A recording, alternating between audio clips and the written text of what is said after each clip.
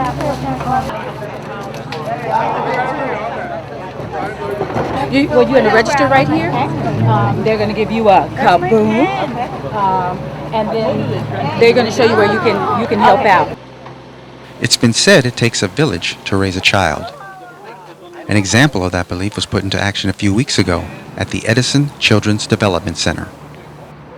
As traffic races down the 7th Street pipeline to the 710 freeway, nearly 200 volunteers have gathered to do something special for the kids who attend the nearby center. Let's say kaboom. Say kaboom. They're going to convert this barren patch of asphalt into a playground in one day. When my son was going to the school, it was a little bit depressing to see the kids riding around on just a track and climbing on backyard play equipment. And I thought I could do better for that. Ina Parker Hicks, a mother of two, a local activist, and a native of Long Beach, was the spearhead behind the project.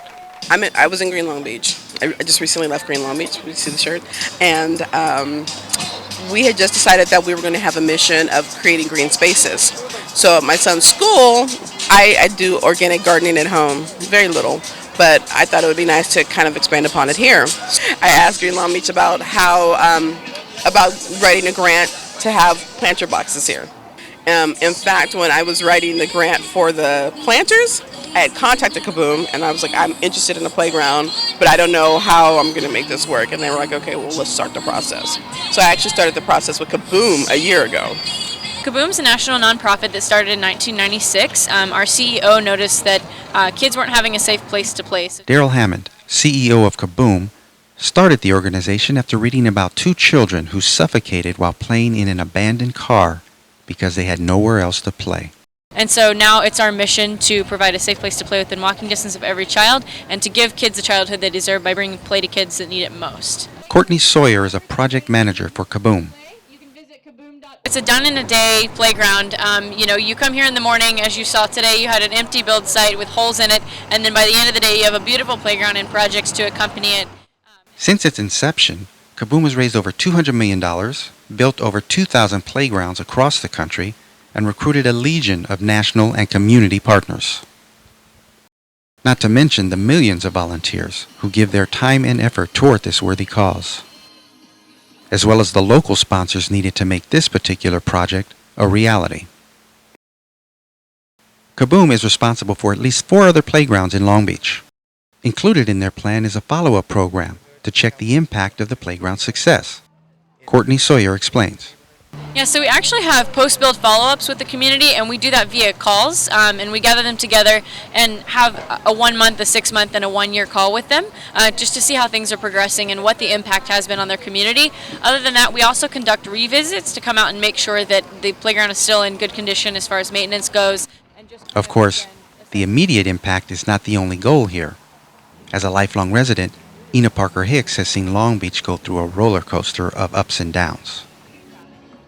I used to catch the school bus here to go to kindergarten, and when I got scarlet fever 30 years ago, my mother found me underneath the playground equipment. So I knew that there was playground equipment here at one point. So that was kind of one change. So they removed the playground equipment, they put in the bungalows, it became, about fitting people in. And so now the neighborhood, it's been up and down. I love Long Beach. I don't know that I like some of the things that are happening in Long Beach right now, but my counter to that is that I did something that I thought would affect the community in a better way. She believes in the resilience of the community and the long-term effect it can have on the city.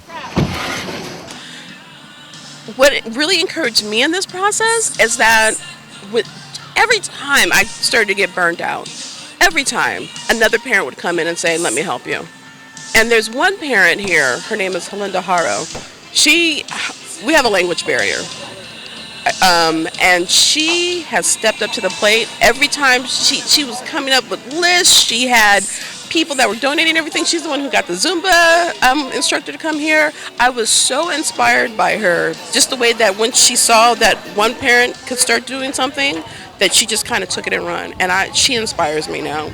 So I know that there's a hope. There's something that can be done. I'm very optimistic. Not only does it take a village to raise a child, it takes a village to raise and sustain the village.